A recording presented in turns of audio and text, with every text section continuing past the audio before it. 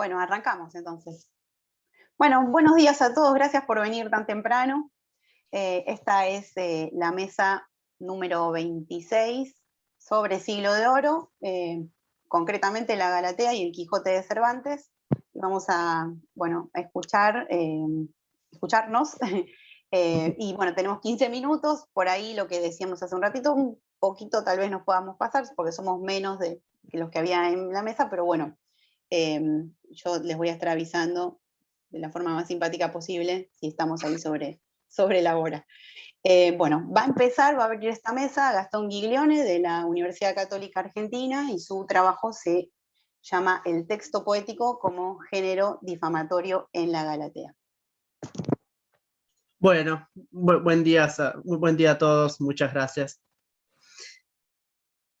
Entre las posibles líneas de lectura para abordar el corpus de novelas pastoriles en la España renacentista, la presencia de la palabra escrita constituye aún un campo poco explorado por los estudiosos que se han dedicado a este género fundamental de la narrativa del siglo XVI.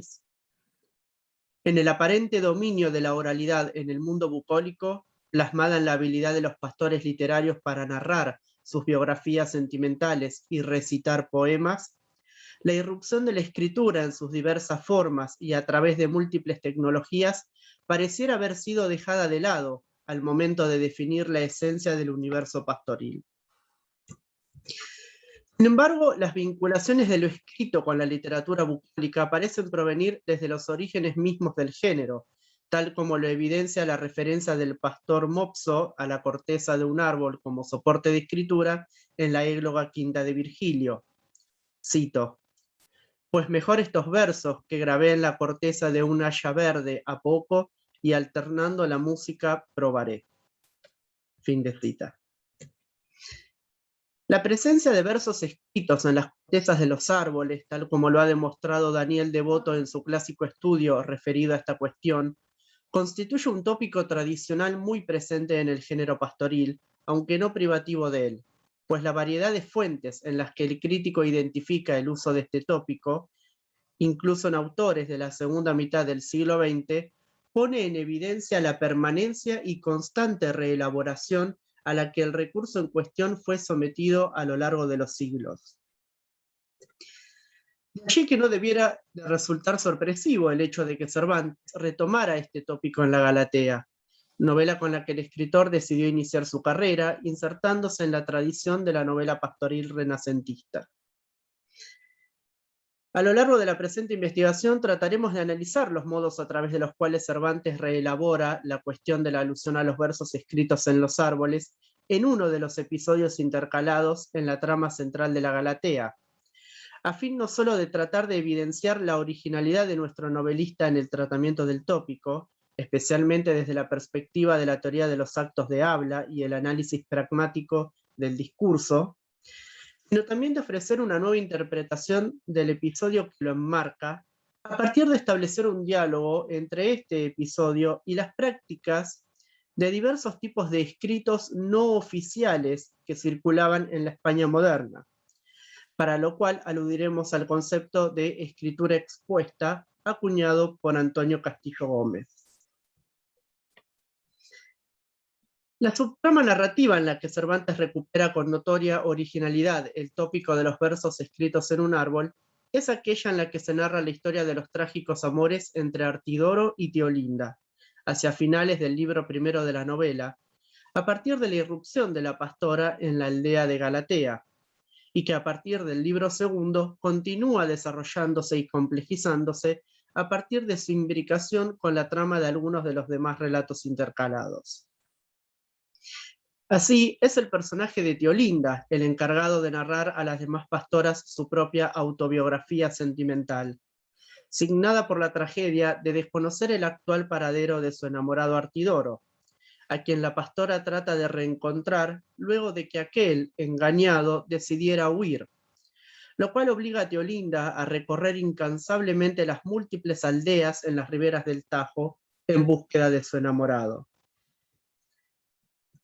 Sin embargo, la pastora cuenta a Galatea y sus amigas que durante su derrotero por estos prados recientemente encontró una clave fundamental acerca del posible paradero de su pastor, Cito: después que hube rodeado una y otra vez toda la ribera y el soto del manso Henares, me senté cansada al pie de un verde sauce, esperando que del todo el claro sol sus rayos por la faz de la tierra extendiese, para que con su claridad no quedase mata, cueva, espesura, choza, ni cabaña, que de mí mi bien no fuese buscado. Mas apenas había dado la nueva luz lugar para discernir las colores, cuando luego se me ofreció a los ojos un cortecido álamo blanco que delante de mí estaba, en el cual y en otros muchos vi escritas unas letras que luego conocí ser de la mano de Artidoro. Fin de cita. A este fragmento del relato de la pastora Teolinda le sigue la intercalación de un poema en octavas, en cuya quinta estrofa se pueden leer los siguientes versos. Cito: las letras que fijaré en esta áspera corteza crecerán con más firmeza que no ha crecido tu fe, la cual pusiste en la boca y en vanos prometimientos, no firme al mar y a los vientos como bien fundada roca. Fin de cita. Si se reparan los versos iniciales de esta octava, rápidamente se advertirá cómo reaparece en la voz del enunciador lírico la referencia metatextual hacia el soporte en el que el poeta ha decidido dejar plasmados sus versos. Se trata de una convencional referencia al tópico anteriormente aludido de las letras escritas en el árbol, una más de las múltiples recreaciones que en su trabajo Devoto identifica. Así, Cervantes parecería estar limitándose a reutilizar parte del material que la tradición bucólica le ofrecía. Sin embargo, resulta fundamental recordar las palabras con las que Teolinda introduce en su relato el poema intercalado, pues es justamente allí donde se introduce por primera vez la referencia al tópico, y donde Cervantes realmente demuestra su habilidad para reformular desde un prisma innovador los recursos de un género tan consolidado como el pastoril. En el primero de los fragmentos citados se puede observar cómo el personaje de la pastora Teolinda es bruscamente interpelada por la aparición de un conjunto de textos poéticos expuestos públicamente en un bosque, y los que si bien no incluyen el nombre de su autor, Teolinda no duda en adjudicarlos a la mano de Artidoro. De esta forma, el novelista reemplaza el uso convencional del tópico metatextual a cargo del enunciador poético por una escena de lectura, en la que la supuesta enunciataria del poema se enfrenta imprevistamente con un espacio arbóreo que la mano del hombre ha intervenido para convertirlo en una especie de poemario que difunde públicamente ante los ojos de cualquier pastor que se detenga a mirar la crueldad de la pastora, y a su vez el trágico fin de la vida de Artidoro, ya que preanuncia hacia el final del texto la posibilidad de un suicidio. Esta transformación del bosque de álamos en un libro de poemas, al presentar la acción desde la focalización de Teolinda, introduce por primera vez en la prosa cervantina la problemática de la relación entre el texto y su receptor a través de la lectura, tema que, como bien sabemos, décadas más tarde Cervantes desarrollará hasta límites impensados en el Quijote. En efecto, la lectura se convierte a partir de esta escena en una experiencia transformadora y generadora de acción narrativa, pues el encuentro de la pastora con los versos es lo que la motivará a emprender el viaje en búsqueda del pastor fugitivo. Sin lugar a dudas, esta nueva forma de utilizar la escritura en las cortezas desde el punto de vista del personaje lector logra revitalizar un tópico tradicional, pero que para la época de Cervantes corría serios riesgos de fosilizarse y convertirse en un lugar común de escaso valor y sentido.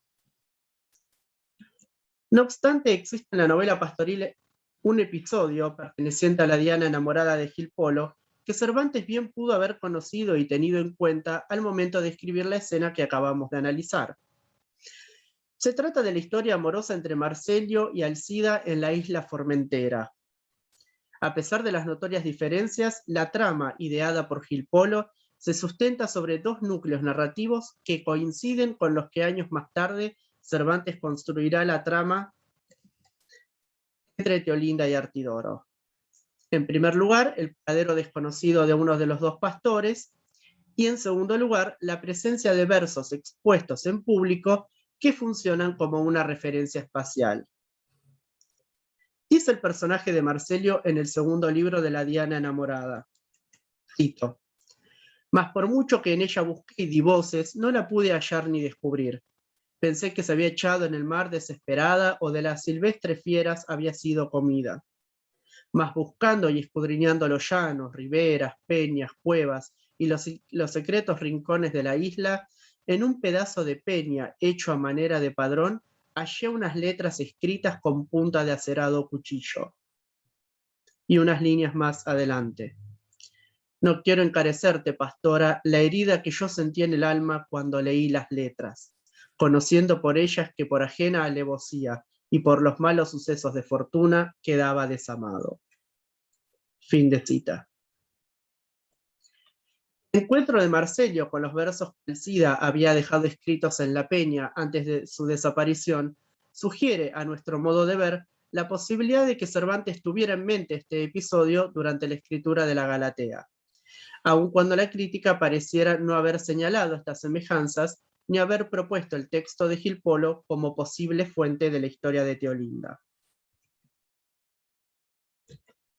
A la luz de lo anteriormente expuesto respecto de cómo Cervantes introduce y reformula el tópico de los versos escritos en un árbol, resta a continuación focalizarnos en la posibilidad de ofrecer una nueva interpretación del poema intercalado a la luz de una serie de prácticas de difusión textual, muy frecuentes en la España del Siglo de Oro, que pueden ayudar a iluminar la verdadera fuerza ilocutiva del poema plasmado por Artidoro en la corteza del Álamo.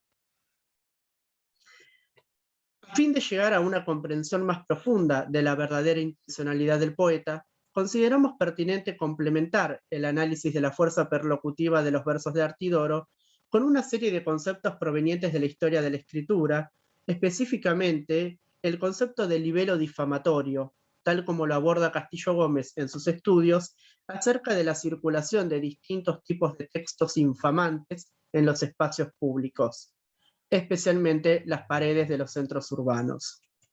Cito: «La ciudad escrita no estaría completa si eludiéramos otras vertientes más transgresoras, pues ni las élites estuvieron siempre unidas, ni la escritura dejó de ser un medio para explicitar la ruptura del disenso. Esto tuvo su plasmación en los numerosos pasquines y libelos fijados o dados a conocer en los principales lugares públicos de cada ciudad, así como en los no menos frecuentes graffiti, aunque de estos la memoria sea más transitoria». Fin de cita. Entre las casi inagotables formas de escritura expuesta o pública que Castillo Gómez identifica en España hacia la década de 1580, el libelo difamatorio constituye una de las vías más frecuentes de difusión de textos no oficiales, a la que Castillo atribuye las características de ser de origen privado, generalmente escrito en verso, tanto en texto impreso como manuscrito, que podía incluir también el agregado de imágenes, y a través de los cuales una persona podía difamar o difundir una calumnia respecto de otra por medios de copias de los textos en los muros públicos. Dadas las características anteriormente mencionadas y la notoria difusión que el historiador les atribuye a estos libelos, cabe entonces formular la siguiente pregunta: ¿es posible que Cervantes haya tratado de replicar en el plano de la ficción esta práctica tan extendida en su época? Es decir, ¿pueden leerse los versos de Artidoro como un ejemplo de libelo difamatorio para atentar contra la honra de Teolinda? Las semejanzas entre el poema y esta clase de escritura expuesta son abundantes y elocuentes. La utilización del verso, de uso absolutamente convencional en el poema intercalado, aunque Cervantes también podría haber optado por otros géneros muy comunes en la novela pastoril como la epístola. La atribución de una falta moral, sin importar si ella es verdadera o no. Nosotros sabemos que en el caso de Teolinda, ella es inocente de todas las faltas que Artidoro le adjudica. La evidente exposición pública del texto poético, lo cual posibilita que cualquier personaje que se encuentre en el bosque pueda leer los versos, entre otros. Incluso existe en este episodio de la Galatea un elemento adicional que la crítica se ha esforzado en interpretar de múltiples maneras, pero sin lograr aún una respuesta convincente, pero que desde la perspectiva del libelo difamatorio cobra particular relevancia. En su relato, Teolinda menciona, cito, un cortecido álamo blanco que delante de mí estaba, en el cual y en otros muchos vi escritas unas letras. Fin de cita. En su ya mencionado estudio, Daniel Devoto argumenta que la forma plural en la frase otros muchos, en alusión a los álamos, tiene que deberse al hecho de que el poema de Artidoro cuenta con 80 versos, una cantidad excesiva para una sola corteza, lo que habría obligado al pastor a distribuir las estrofas en distintas superficies. Por el contrario, lejos de tratarse de un intento cervantino por forzar innecesariamente la verosimilitud en el empleo de un tópico ya muy remanido, consideramos que mediante la referencia a las múltiples cortezas escritas por el pastor, nuestro autor está tratando de acentuar la búsqueda de difusión del escrito, a fin de lograr mayor visibilidad, objetivo muy afín a la idea de escritura públicamente expuesta. Conclusiones. Cantar, dialogar y narrar constituyen tres usos de la palabra que definen la esencia de la vida pastoril en su discurrir diario, lo cual parece crear la ilusión de un universo bucólico dominado por una oralidad absoluta. Sin embargo, un nuevo abordaje del corpus de la narrativa pastoril desde la perspectiva de la palabra permite rápidamente percibir la importancia cada vez mayor que cobran la escritura y las distintas problemáticas que ésta conlleva. De allí, a lo largo del presente trabajo, hemos intentado demostrar cómo Cervantes, plenamente consciente de la nueva realidad que implicaba la difusión del texto impreso, reformula un tópico clásico de la poética pastoril, pero a la luz de una cuestión social cada vez más relevante hacia fines del siglo XVI, como lo es la circulación ilimitada de la palabra escrita, sus nuevos soportes y el peligro que todo ello implicaba en la mentalidad de una sociedad jerarquizada y tradicional. Creemos haber podido demostrar que el abordaje del episodio de Teolinda y Artidoro, a la luz del concepto de escritura pública o expuesta, en su dimensión no oficial y con fines difamatorios, permite terminar de comprender todas las potencialidades de la escritura y al mismo tiempo de la lectura que Cervantes trata de exponer en su primera novela, pero que también constituirán una de sus principales preocupaciones, décadas más tarde, a través de la figura de Don Quijote. Muchas gracias. Bueno, muchísimas gracias, Gastón.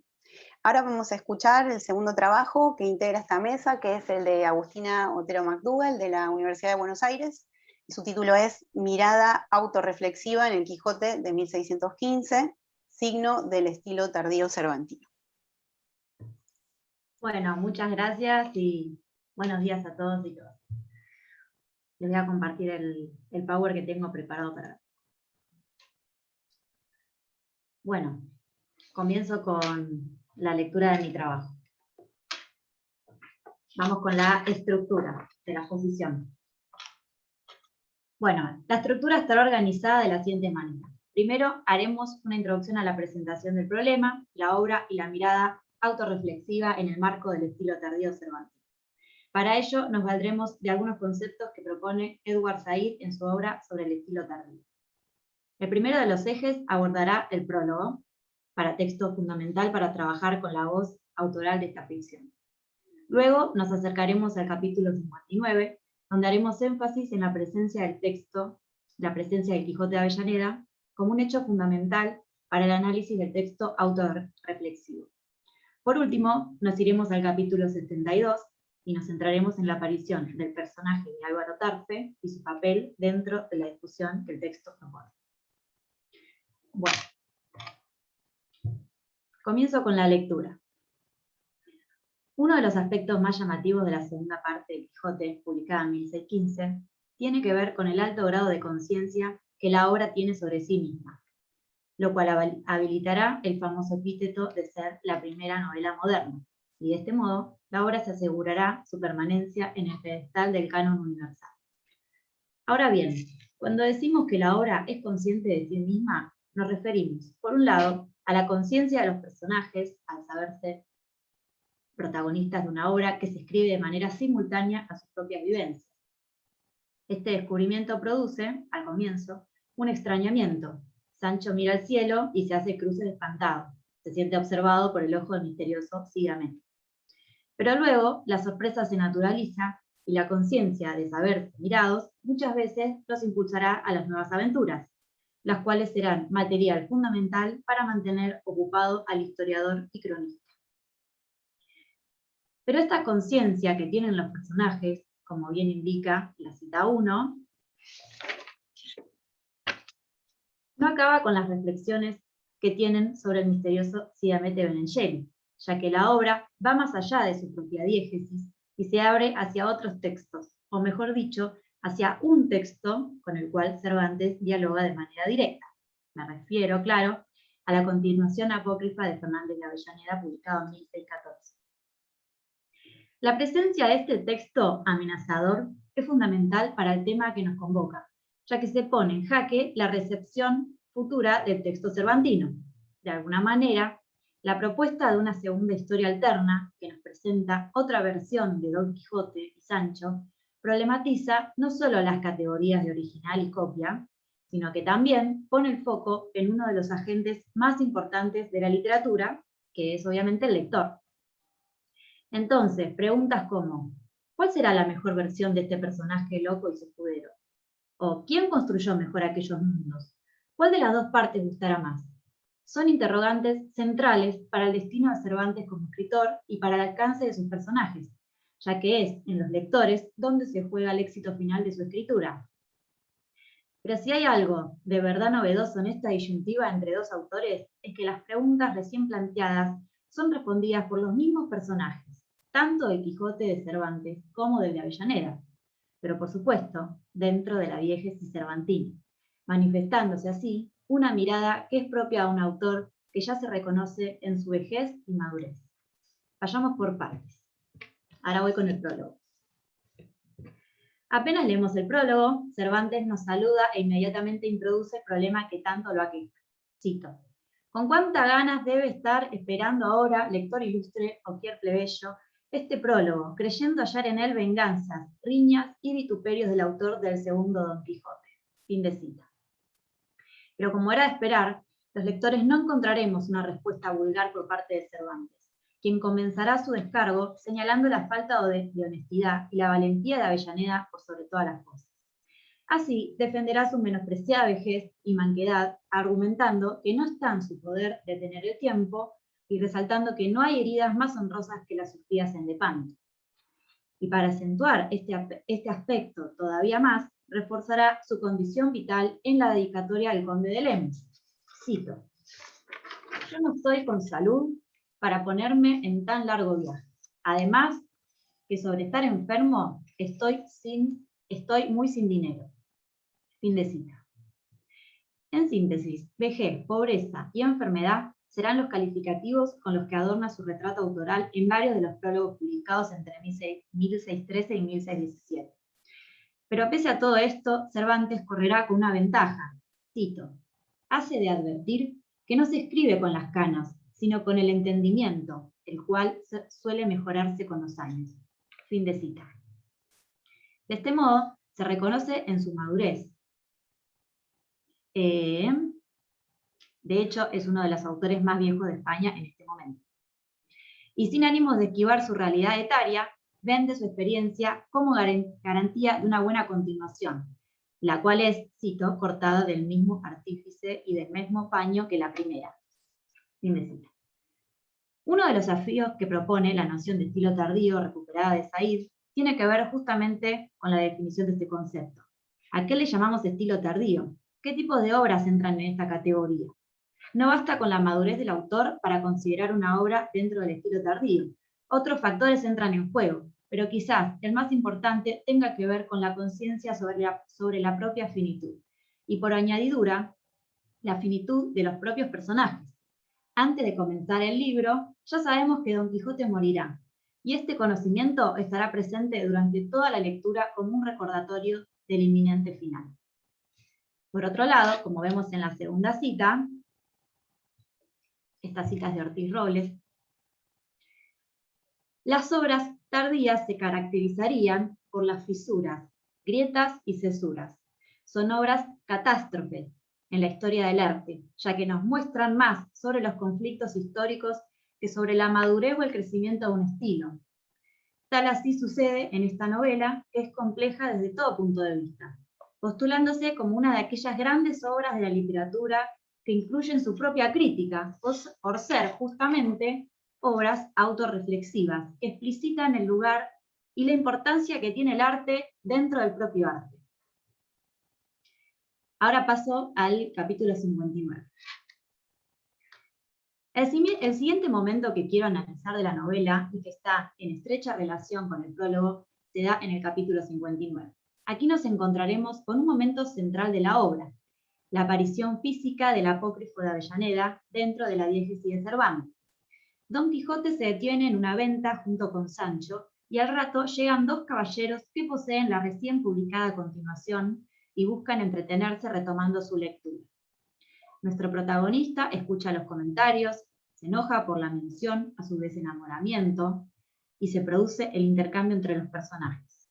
Lo llamativo de este episodio es que aparecen los primeros lectores de este libro Némesis y por consiguiente su crítica, ya que son estos dos caballeros lectores quienes remarcan el desenamoramiento de Don Quijote como un aspecto poco verosímil del libro.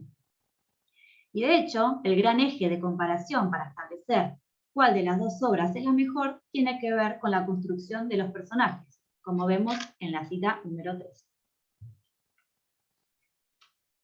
Otra de las discusiones principales que se producen entre estos lectores entusiastas y los personajes de Cide Hamete tiene que ver con el derecho de un escritor a valerse de personajes frutos de otros ingenios, y sin dudas consagrados, para la creación de sus textos. De hecho, son los mismos lectores los que defienden la voz original del primer autor frente a la copia mal lograda de Avellaneda, como vemos en la cita siguiente. Pero si el encuentro entre personajes de distintas obras, las exigencias de verosimilitud de los lectores y la defensa del trabajo original por sobre las copias no fueran suficientes tema de discusión propios de la crítica literaria, todavía hay más. Veamos la cita número 5. Como nos narra el texto, Don Quijote hojea el libro y se detiene en el prólogo, donde encuentra algunas palabras dignas de reprensión. Ahora no es Cervantes quien critica la obra de Avellaneda desde el paratexto, sino el mismísimo protagonista, su creación. De este modo, el texto se vuelve reflexivo, y una escena tal como la de Cervantes leyendo el prólogo de Avellaneda se replica acá en Don Quijote leyendo también el prólogo de Avellaneda y encontrando una vez más aspectos dignos de ser criticados. Lo interesante es que son aspectos, como ya dijimos al comienzo del trabajo, que sabemos que remiten a la burla por la vejez y la manquedad de Cervantes. ¿Habrá descubierto así Don Quijote el nombre de su verdadero creador? Por último, los caballeros curiosos le insistirán a Don Quijote con que haga una lectura crítica del nuevo libro, pero este pedido será rechazado por no darle el gusto al autor aragonés, como vemos en la cita número 6. Finalmente, Don Quijote menciona las justas de Zaragoza. Los lectores le advierten de un episodio de esta segunda parte en el que los falsos protagonistas se hallaban en una sortija, y cito, faltos de invención y pobres de letras, y decide torcer rumbo a Barcelona. Así se despiden y se cierra un capítulo que es la ejemplificación misma de una obra de arte total más que superadora, ya que incluye en su propio interior la dimensión crítica y reflexiva, y además incluye la presencia de otra obra ajena junto con su crítica propia, nunca mejor representada a través de estos dos lectores curiosos que buscan entretener. Ahora paso al análisis del capítulo 72. Este capítulo se inicia de manera similar al anterior, Don Quijote y Sancho están en un mesón y llega un viajero con 3 o 4 criados. Al escuchar el nombre de este viajero a caballo, Don Quijote lo reconoce de oído. Cito: «Mira, Sancho, cuando yo hojeé aquel libro de la segunda parte de tu historia, me parece que de pasada topé allí con este nombre de Don Álvaro Tarfe». La escena remite, una vez más, a la situación de lectura de Don Quijote en el capítulo 59. Los personajes se presentan, Álvaro Tarfe confirma su identidad libresca como personaje perteneciente a la segunda parte de Avellaneda, y se produce el último gran remate de la genialidad cervantina, el encuentro entre personajes de distintas diégesis. Pero a diferencia de lo que sucede en el nivel autoral de los creadores, donde nos encontramos con burlas, menosprecios y ridiculizaciones, dentro de esta dimensión los personajes sí logran encontrarse y dialogar de manera amable y sincera. Incluso están bien predispuestos a ayudarse, como vemos en la siguiente cita. Así, Cervantes resuelve en la ficción, y con mucha altura, lo que le hubiese gustado resolver quizás en la vida. El procedimiento que acuerdan estos personajes consiste en una declaración jurada, y la escena concluye con que, cito a Carrasco Urgoiti, Álvaro Tarfe da a Don Quijote, y en no menor medida a Sancho, la satisfacción de verse liberados de las denigrantes etiquetas con que quiso estigmatizarlos un enemigo de su creador. Fin de cita. Si en el anterior capítulo el problema central tenía que ver con la verosimilitud que cada autor construye en sus textos, cuál de los dos Don Quijotes es más discreto e ingenioso, o cuál de los dos Sanchos dice más gracias, aquí detectamos que el problema central tiene que ver con determinar el carácter falso y plagiario de los personajes engendrados por Avellaneda. De este modo, queda sentado por escrito, mediante el alcalde y el escribano del pueblo, que Álvaro Tarfe no conocía a Don Quijote de la Mancha, quien estaba ahí presente como testigo, y que no era el mismo de la segunda parte ya publicada por Avellaneda y en plena circulación. Todos terminan felices, aunque el narrador acota irónico que la declaración no es la mejor prueba para demostrar la diferencia entre los personajes, sino el gran peso de sus palabras y sus obras, famosas ambas, tanto al interior del libro como al exterior, en el plano de los lectores diegéticos y los extradiegéticos como nosotros, o los caballeros del capítulo 59, los duques, Sansón Carrasco, etc. Respecto al problema de la declaración que pide Don Quijote por escrito, me remito a las palabras de Carlos Fuentes cuando analiza este pasaje en su gran reflexión sobre Cervantes o la crítica de la lectura. Esta cita la voy a leer. Su integridad es destruida por las lecturas a las que es sometido, y estas lecturas le convierten en el primer héroe moderno, escudriñado desde múltiples puntos de vista, leído y obligado a leerse, asimilado a los propios lectores que lo leen, y como ellos, obligado a crear en la imaginación a Don Quijote. Doble víctima de la lectura, Don Quijote pierde 2 veces el juicio, primero cuando lee, después cuando es leído. Pues ahora, en vez de comprobar la existencia de los héroes antiguos, deberá comprobar su propia existencia. Como para ir cerrando, Don Quijote y Sancho se encuentran en la encrucijada literaria de haberse transformado en personajes librescos lo suficientemente famosos como para tener este tipo de problemas que comprometen sus identidades. Y es que en cierto punto, en el momento en que se convierten en materia de ficción que estimula las imaginaciones de los lectores, sus identidades dejarán de pertenecerles y estarán libradas a los caprichos de cada una de las lecturas que se producen. Don Quijote, a diferencia de su Amadís, se sabe leído y entiende que su fama, sus obras y el desenlace de su vida están ligadas a su libro de una manera absolutamente vital. De hecho, es necesaria la muerte del protagonista para que acabe el libro, y lo mismo ocurre con Cervantes, quien en el prólogo del Persiles identifica de manera directa la relación escritura y vida. Finalmente, hemos hecho un corto recorrido por una serie de instancias dentro del texto cervantino que ejemplifican la preocupación del autor respecto de su propia obra. Ya sea a través del paratexto prologal o a través de los distintos capítulos que evidencian la presencia del texto de Avellaneda, sin dudas, esta segunda parte del Quijote está profundamente atravesada por la mirada sobre la propia creación artística. Este tipo de mirada señala lo bueno y lo malo de un texto, ya sea propio o ajeno, y hace que el texto se pliegue sobre sí mismo, hasta lograr que la ficción hable sobre la ficción, que los personajes reconozcan que su naturaleza libresca los excede más allá de todo, más allá del autor creador y sobre todo más allá de las páginas. Muchas gracias.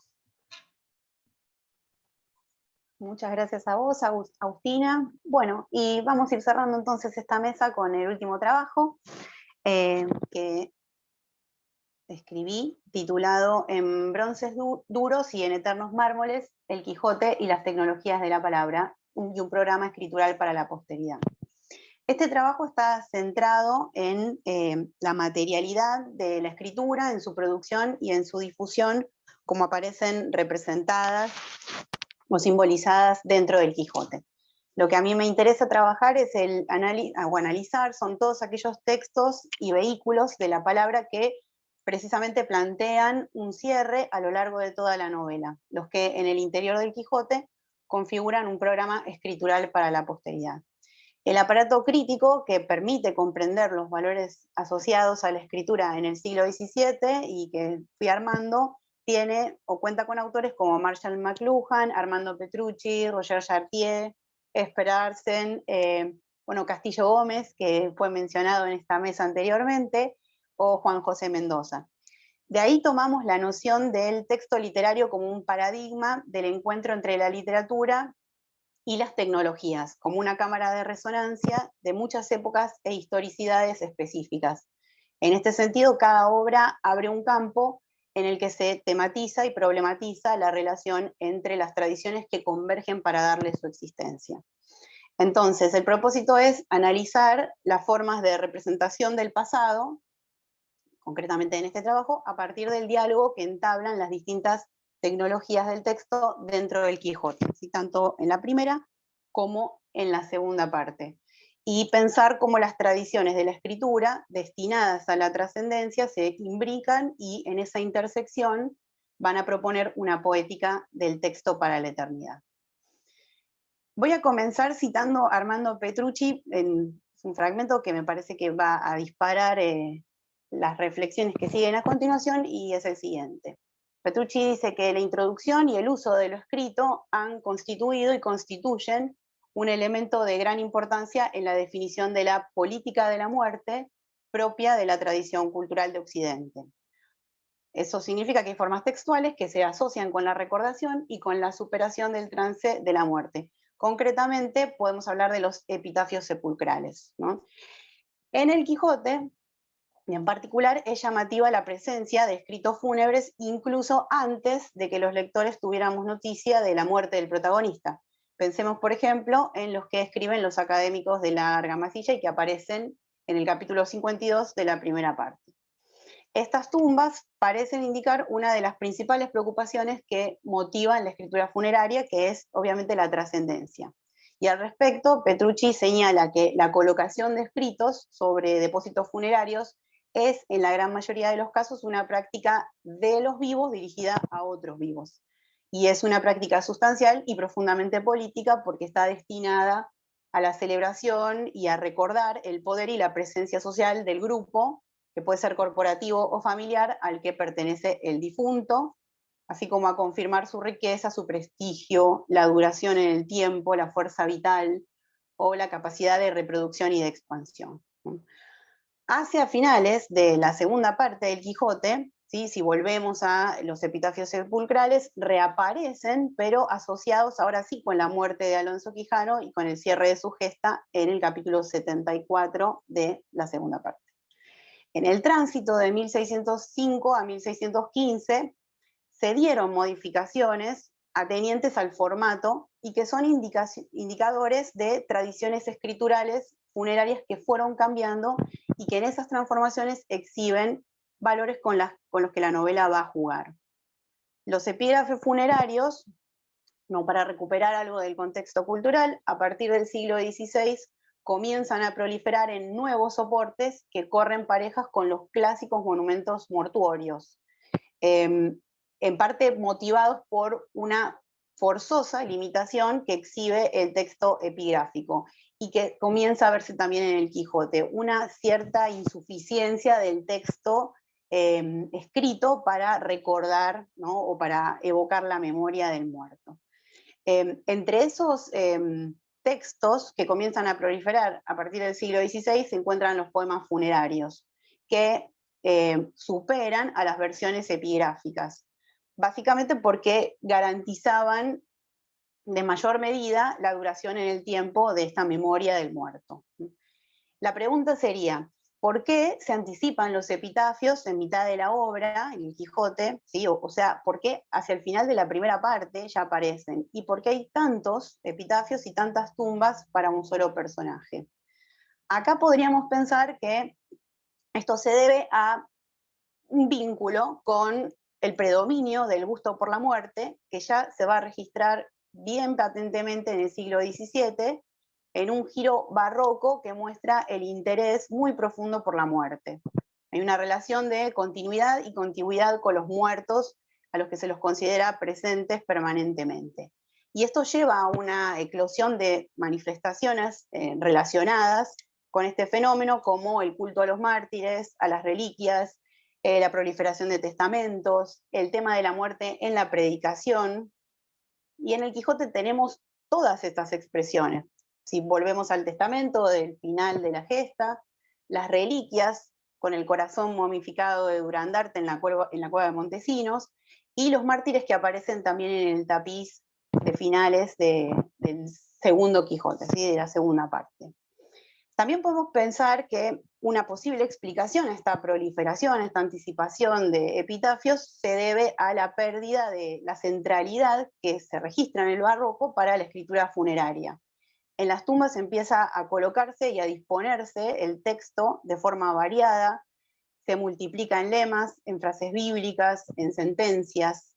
Hay una movilidad asociada con el patetismo y con la exhibición dramática de los sentimientos, que se puede registrar en otros fenómenos asociados a la escritura, que asocian la escritura y la muerte, como las pompas fúnebres, ¿no? Realizaciones escénico-artísticas grandiosas, pero efímeras, que están en auge también en el barroco. Pensemos que en el Quijote tenemos las exequias de Grisóstomo, la canción y la canción desesperada, que se canta en el momento de celebrar ese funeral, y las de Altisidora, por ejemplo, para poner dos ejemplos posibles. Sin embargo, podemos seguir pensando que algo del orden de la escritura funeraria parece no ser suficiente para representar la vida que ha llegado a su fin. Y como ejemplos, en las exequias de Altisidora tenemos esta textualidad mortuoria pero parodiada, ¿no? El canto del mancebo, que recupera la voz de Orfeo a través de la égloga tercera, pensando en Orfeo como el vencedor por antonomasia de la muerte a través de la poesía, es citado pero en un contexto burlesco, que de alguna forma también neutraliza este tipo de textualidad. Y en el caso de la muerte de Don Quijote, no tenemos una conmemoración fúnebre que aúne públicamente texto y cuerpo muerto. Hay un epitafio a destiempo o desplazado de la escena de la muerte, uno o varios, y su trascendencia se reduce por la proliferación, si pensamos en la singularidad de la vida frente a la multiplicidad de vocaciones textuales. Aparte, bueno, en la primera parte, la letra carcomida de los textos que escriben los académicos de la Argamasilla para recordarlo, también muestra esa limitación material. Y por último, hacia el final de la segunda parte, se sugiere la existencia de otros epitafios, pero solo se da a conocer el que Sansón Carrasco compuso, en el capítulo 74, sumado a que no tenemos localización precisa de la tumba. Por lo tanto, la asociación tumba y escritos está revestida constantemente de una inevitable pátina de caducidad, como si el equilibrio necesario entre eternidad y materia perecedera siempre se quebrara en pos del segundo término de esta díada. Y casos dentro del Quijote tenemos unos cuantos, pero podríamos pensar en Grisóstomo y sus escritos, ¿no? Condenados a la destrucción, ambos, el cuerpo y los textos, o en el final de la segunda parte, en las palabras de Cide Hamete, que van a evocar el cadáver de Don Quijote, ya imposibilitado de una salida posterior o de una mano que continúe sus historias, se pide que se deje reposar los cansados y ya podridos huesos. Acá tenemos probablemente una relación con otra tradición de la representación de la muerte, que son los monumentos con difuntos yacentes, una forma de pieta funeraria que estaba en auge en ese momento y que marginaba la escritura, ¿sí? La colocaba hacia un costado o en alguna parte no central y que afirmaba el cuerpo sobre la letra, ¿no? Una forma de pieta funeraria muy extendida en la primera modernidad. También había otro tipo de tumbas, llamadas tumbas transi, de amplia difusión en esa época, en donde también el texto se colocaba en una posición marginal o no aparecía y se representaba el cadáver en fase de descomposición, ¿no? Como para tratar de pensar qué está evocando Cervantes cuando se menciona estos podridos huesos de Don Quijote. En la novela cervantina, entonces, la evocación de estos códigos de representación de la muerte parece acentuar aún más el sentimiento de pérdida y de deterioro material con que la muerte afrenta todo lo creado. Y en adición, desplaza la escritura en favor del poder evocador de la serie icónica, ¿no? Como si otras formas fueran necesarias a la hora de asociar el texto con la memoria. Si nosotros seguimos inspeccionando entonces en estas posibles formas de manifestación, vamos a encontrar que se apela a códigos más antiguos y tal vez por ellos más efectivos en el cometido de dotarse de permanencia por medio de las letras. Todas aquellas limitaciones que subyacen a la escritura funeraria en los pasajes que recolectamos anteriormente son superadas por el valor arcaico de algunas de sus manifestaciones, que la novela siempre va a asociar con la tradición clásica. El soporte, ¿sí? Hay múltiples citas, yo les voy a leer solamente dos, porque sería si no muy largo, pero el soporte que siempre aparece reconduce siempre a la representación epigráfica, ¿no? Al comienzo de la gesta se dice dichosa edad y siglo dichoso, aquel donde saldrán a la luz las famosas hazañas mías, dignas de entallarse en bronces, esculpirse en mármoles y pintarse en tablas para memoria en lo futuro. Y pensemos en el final, en la segunda parte, se menciona que suceden cosas dignas de estar escritas no en pergaminos, sino en bronces. Hay una recurrencia obsesiva a estos soportes para representar todo lo que debe ser recordado. A medida que se va construyendo, la novela recoge un amplio muestrario de escrituras expuestas, de textos que tienen otra difusión y constitución material, dotados de mayor posibilidad de conservarse y de permanecer, en tanto constituyen formas de representar y enunciar el poder social por un lado y de establecer específicas políticas de la memoria por otro. La escritura expuesta posee además un carácter de solemnidad visual que va más allá de si los destinatarios pueden leerla o no. La escritura monumental o de aparato está dotada de esa imagen. Pensemos en las placas que conmemoran el gobierno de Sancho en la ínsula Barataria, que Sancho no puede leer, pero que bueno, sus súbditos y sus ayudantes le mencionan, bueno, que habla sobre el comienzo, o que trata, mejor dicho, sobre el comienzo de su gobierno. Aparte, estos escritos expuestos están dotados de protección porque había penas para quienes ignoraran o rompieran esos textos. Por lo tanto, se está apuntando a la construcción de un tipo de texto que busca la permanencia y su recepción omnipotente y que además, en consecuencia, textualiza el espacio. Frente a las tumbas y los textos, entonces el héroe y las instancias narrativas construyen su historia y se decantan por formas de escritura que están dotadas de un valor eterno y arcaico. La paradoja se hace presente si tenemos en cuenta que el Quijote es un producto de la era tipográfica y que se encuentra en las primeras obras que ejemplificaron el poder de los cambios tecnológicos que la imprenta iba a significar en Occidente. El cierre del derrotero quijotesco vuelve a mostrarnos una imagen del escrito que propone un regreso a los orígenes. Así como los antiguos celebraban el recuerdo en sus monumentos, Don Quijote debe conservarse en mármoles y bronces, en soportes que transmiten una imagen de estabilidad y de durabilidad. son soportes originarios que marcan un movimiento de regreso en el tránsito final, cuando se ha recorrido la mayor distancia. Este gesto cervantino de circularidad tiene como elemento central a los textos. Este regreso a los orígenes requiere entonces de la opción por materialidades textuales que alejan a la propia obra del impreso y que retornan instrumentos y soportes y códigos primigenios, ¿no? Voy a mencionar algunos nomás por una cuestión de tiempo, pero pensemos en Sierra Morena y el librillo de memoria de Cardenio que Chartier en un célebre texto relaciona con las tablillas de cera que se utilizaban en la antigüedad y que se podían escribir y reescribir, ¿no? Acá se evoca formas del escrito asociadas a la cultura clásica, y hay una escritura que no está fijada de una vez y para siempre, sino que sirve de soporte para la voz. También en Sierra Morena hay escritura en la corteza de los árboles, algo de lo que se habló también en esta mesa. Don Quijote, para su penitencia, que es la hazaña que él considera que le va a ganar perpetuo nombre, escribe en los árboles. Y también ya se mencionan previamente en el episodio de Marcela y Grisóstomo.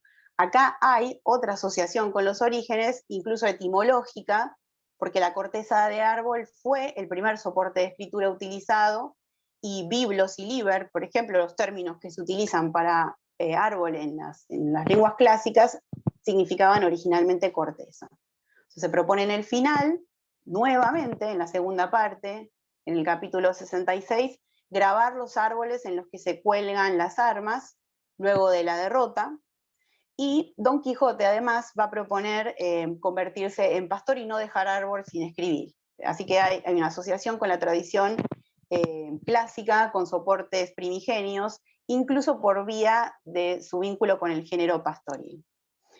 Finalmente, lo que aparecen son representaciones de corte icónico, que están siempre asociadas y que son complementarias de la escritura ya desde sus orígenes. Esto si pensamos, por ejemplo, en los tapices del capítulo 58 de la segunda parte, donde están representados San Jorge, San Martín, Santiago Matamoros y San Pablo. Ahí la tela es una de las superficies más antiguas de escritura, si pensamos en los rollos de lino que menciona Tito Livio, por ejemplo. Esta forma de representación reaparece al final en el mesón del capítulo 71 de la segunda parte y va a evocar nuevamente el legado clásico. Recordemos que ahí se representan el rapto de Helena y la historia de Dido y Eneas. El mismo Sancho arriesga luego que pronto van a ser representados así. Acá subyace al entramado simbólico, ¿sí? Y también aparece en la novela, a lo largo de la novela, en la forma en la que se representa a sí misma. Si recordamos que se dice que está cortada del mismo paño que la primera, o que el pintor o escritor todo es uno, o que Cide pinta los pensamientos.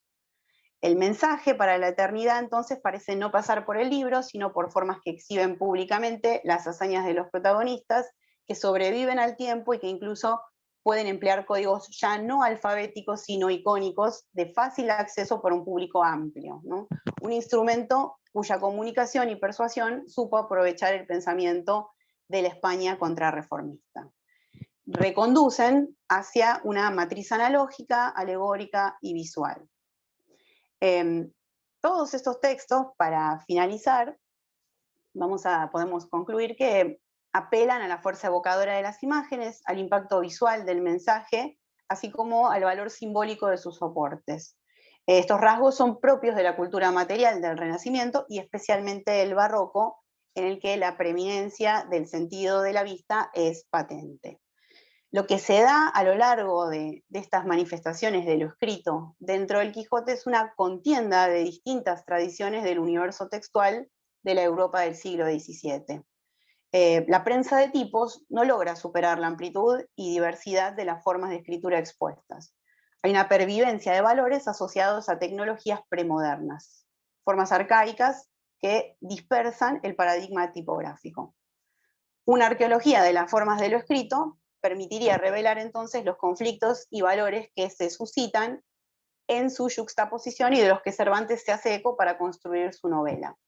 Ante esta proliferación sin control de los impresos, la opción cervantina es regresar de forma dicotómica a formas monumentales o transitorias propias de tradiciones antiguas que se han mostrado en el imaginario cultural como depositarias de una memoria eterna.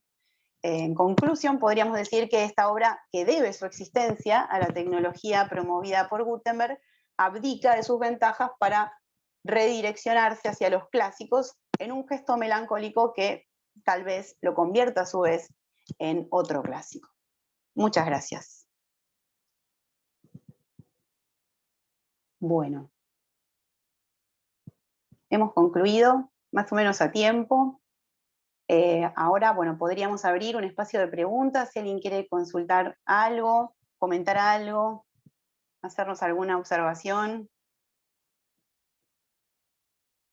que son todas bienvenidas porque, bueno, estos espacios para socializar siempre, digamos, la pregunta, el vínculo, obviamente nos ayuda un montón.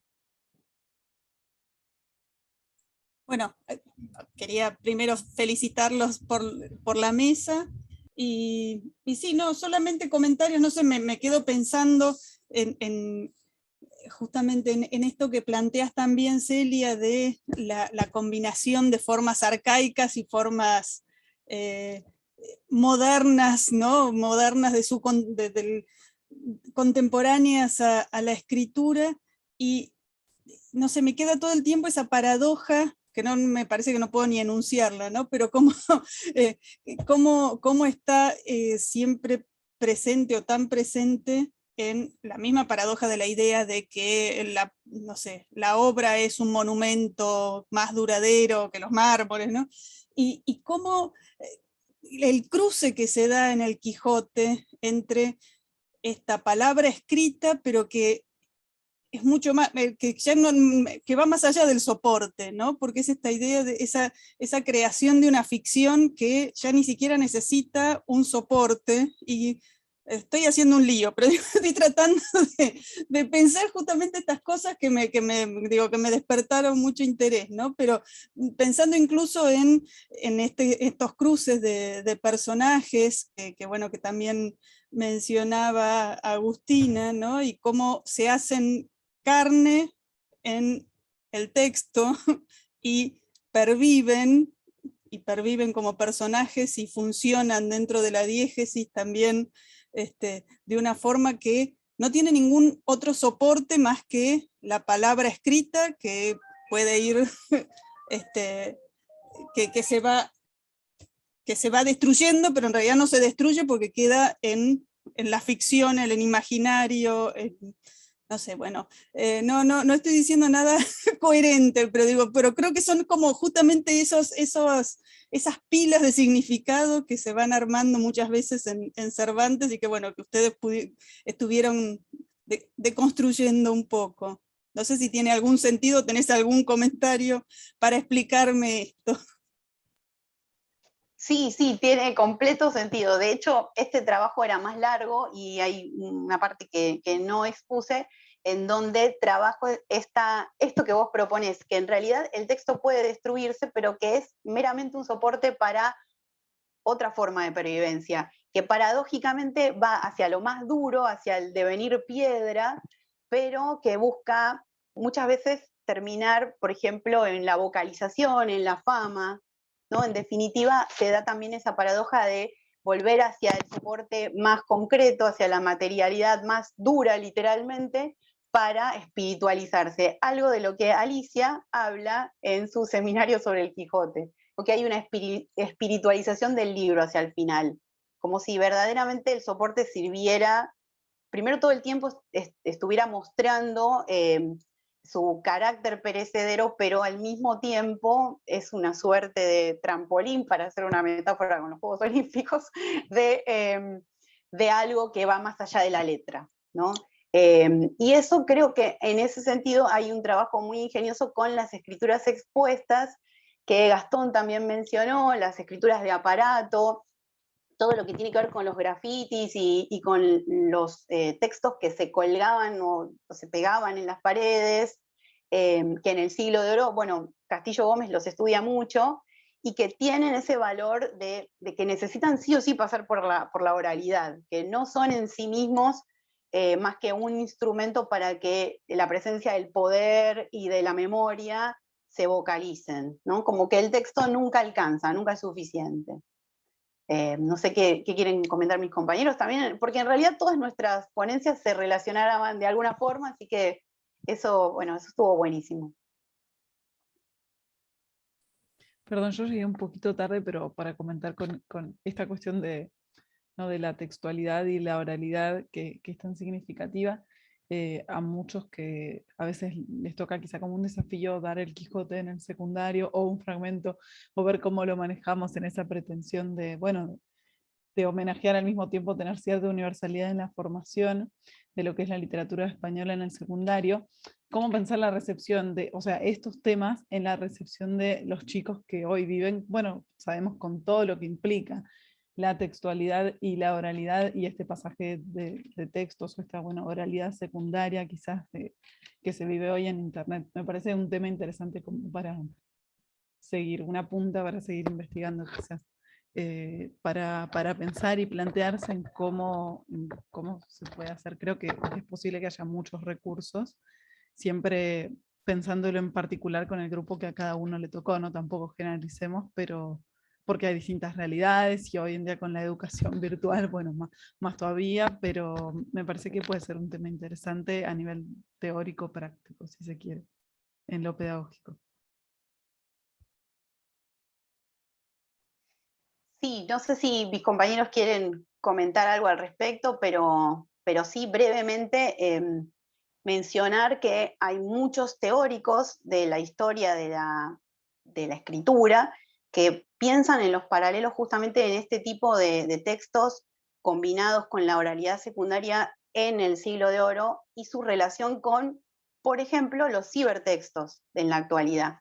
Y las relaciones que hay también entre este carácter fijo o móvil del texto, qué relaciones tiene con la voz también. Muchas de las críticas que se le hacía a la imprenta en ese contexto, en ese primer siglo y piquitos y un poco más, repercuten o tienen sus ecos más actuales en la crítica que se le hace al ebook, ¿no? Y también esto de volver hacia lo material ¿no? Obviamente hay mucha gente que todavía propone una romantización del objeto, una suerte de fetichización del libro ahora que todos leemos en soportes digitales, bueno, volver a eso que se puede tocar, que tiene olor a libro y demás. Bueno, eso también aparecía, se discutía mucho en el contexto en el que apareció el Quijote y en el que Cervantes desarrolló toda su obra. Así que sí, y aparte, bueno, todos estos fenómenos asociados con las redes sociales y cuánto de escritura hay, cuánto de palabra vocalizada o hablada, ¿no? Y qué formas de vincular el texto literario o la creación poética con los fenómenos literarios actuales, también estaba presente ahí. No sé si mis compañeros quieren comentar algo. Sí, un poco retomando esto último que comentaba Celia, yo lo observo muy presente en el corpus pastoril, en la narrativa, que es en lo que yo me focalizo, y es cierto que si bien hay mucha presencia de la escritura y se la problematiza mucho, y el tema del soporte, siempre aparece como en desventaja en comparación con la oralidad, que es como esa oralidad primaria que parece que predomina en el mundo bucólico. El papel siempre es susceptible de quemarse, de mojarse, de perderse, de romperse, siempre está asociado a algo negativo, y por eso siempre los versos escritos se terminan leyendo en voz alta y en forma comunitaria, que es en definitiva como en el Siglo de Oro mucha gente accedía a la literatura a través de la lectura grupal. Entonces, esta relación problemática entre oralidad y escritura, sobre todo para poner un poco en evidencia como la problematización de los soportes y cómo el papel tiene también sus riesgos, y por eso la oralidad sigue siendo la fuente, digamos, más confiable, aparece muy, muy presente. Ujú. Sí, yo justamente, si bien por ahí hablé de un tema distinto, pero no del todo alejado, una de las citas que destaqué hace referencia a esto, ¿no? Cuando están haciendo la declaración de Álvaro Tarfe, el narrador hace un comentario irónico del estilo: de todas maneras no se sabe para qué sirve tanto esto, porque lo importante son sus obras y sus palabras, o sea, lo que se pueda dejar por escrito no tiene tanto valor. ¿Quién lo va a leer? No importa, lo que importa justamente es lo que queda de todas esas aventuras que ellos tuvieron y que justamente se propagan del boca a boca y así va circulando el texto, ¿no? Más como una novedad entre lectores que van comentando que otra cosa. Sí, yo quería comentar justamente que venía pensando cuando los escuchaba, cómo incluso entre no lectores ha quedado, ¿no?, en el refranero cuestiones como luchar contra molinos de viento, o incluso el ladran Sancho, que no está, pero está. Eso por un lado, ¿no? Como la pervivencia es simultánea, ¿no? A mí me gusta el concepto de oralitura como algo no opuesto, ¿no? Sino como un modo de retomar si en algún momento la edad moderna descartó o dejó de lado o disminuyó la importancia del oral, que ahora para mí son formas que conviven, ¿no? Tanto a nivel soporte, tanto como a nivel permanencia.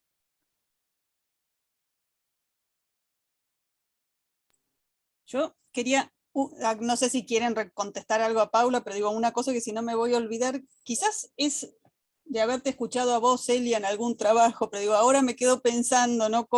De qué manera en esta paradoja de soportes y vida en la ficción, que también está en la escritura, pero bueno, digo, pasa como por algo más inmaterial, ¿no? Justamente en los epitafios finales de la primera parte, que se supone que son epitafios hechos en piedra, ¿no? Se supone que es algo que es algo, pero que nadie nunca le habría prestado ningún sentido, o ni siquiera fueron descubiertos, ¿no? Como que es algo que tiene fundamento después de haber sido escrito el Quijote que acabamos de leer, ¿no? Como eso que está en un soporte físico, en realidad es un monumento, pero era como un monumento olvidado hasta que es retomado por los lectores del Quijote, ¿no? Estoy pensando si ahí hay también como esos juegos de paradojas entre monumentos físicos y monumentos sí, espirituales, inmateriales, que no lo son tanto porque están escritos también, ¿no? Digo, son esas cosas en las que siempre Cervantes nos mete en lugares como sin salida, ¿no? Pero que incentivan la reflexión, el pensamiento sobre estas cuestiones. Sí, tal cual. Hay, aparte, la elección del soporte piedra, pensando que la piedra fue lo primero lo que se le dio forma para representar a la divinidad, ¿no? Hay episodios bíblicos asociados con ese soporte y siempre es como si hubiera un plus de significado en esa manifestación que por sí misma no vale, no vale el 100%, diríamos. Eso es lo llamativo, no solamente el carácter o transitorio de todo lo material, y ahí hay ecos teológicos, cuestiones de corte metafísico, por ahí hasta dónde se puede representar, qué es esa representación, sino que siempre parece que está dando un paso más, ¿no? Y en el caso de lo espiritual, en el sentido de lo que no visible y la voz, ¿no? Esa relación entre esos dos elementos que parece que está siempre presente, y también pensando que lo escrito es un objeto, es algo que se objetiva, es otra cosa, es lo otro, es el otro también, ¿no? ¿Qué consecuencias tiene esto de, bueno, cuánto se puede dialogar con ese objeto que está ahí? ¿Qué tanto tiene para decir, ¿no? Y qué tanto va más allá de su materialidad. Eso es algo que a mí siempre me pareció genial de Cervantes.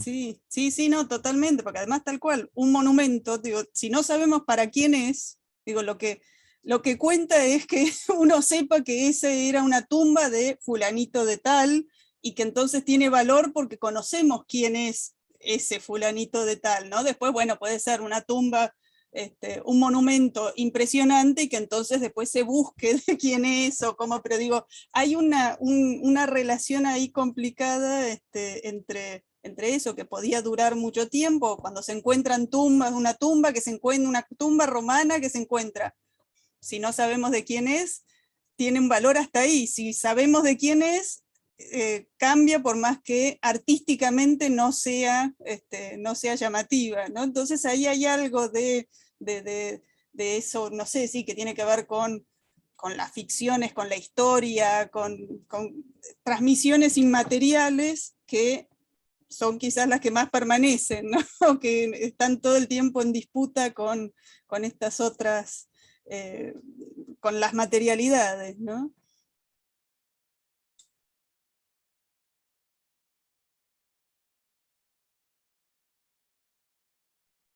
Sí, y perdón, pero respecto de eso también estoy pensando que el soneto fúnebre, que fue una forma lírica muy cultivada durante el Siglo de Oro, siempre está este recurso metatextual de que el epitafio remita a la propia materialidad, entonces se hace referencia al monumento en sí, o el monumento habla por sí mismo, y un poco por momentos desvía la atención de quien se supone que es el homenajeado o el destinatario del epitafio, ¿no? Que es el muerto, digamos. Entonces, creo que ahí Cervantes también probablemente haya leído mucha de esa poesía fúnebre y haya tenido en cuenta estos recursos metatextuales. Es casi como una característica de este subgénero lírico, el hecho de que el epitafio remita a sí mismo, la invocación al peregrino que pasa y le dice detente y mírame, y léeme. Creo que Cervantes también tranquilamente podría estar jugando mucho con esas ideas que pudo haber tomado de la lírica fúnebre. Sí, claro, y cuántos poemas, cuánta gente muerta a la que se le hicieron poemas, solamente los reconocemos o los tenemos en cuenta porque esas obras líricas se hicieron, ¿no? Esas exequias se hicieron conocidas, ¿no? Sí. Desconocemos el referente histórico, pero claro, nos queda exactamente. Y aparte tenemos el soneto al túmulo de Felipe II, que es un soneto de Cervantes muy famoso, que Julia analiza en su tesis también, que juega con las tradiciones del soneto fúnebre, ¿no? Y hay una representación que es del monumento que se evade, también está aquel que pasa y que lo observa, pero que acá ya no son peregrinos sencillamente, sino soldados.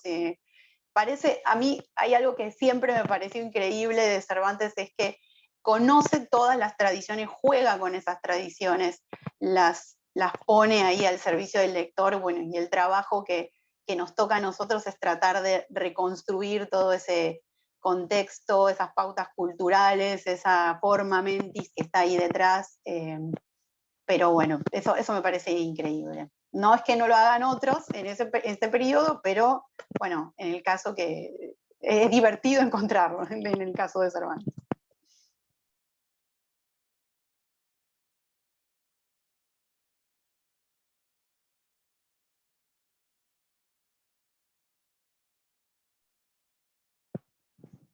Bueno, no sé si todavía tenemos unos minutos, pero si hay alguna otra pregunta, algo que quieran comentar.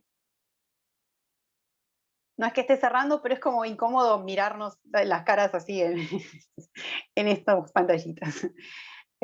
Marcela dice, excelente mesa, felicitaciones a todos, muchas gracias. Muchas gracias, Marcela.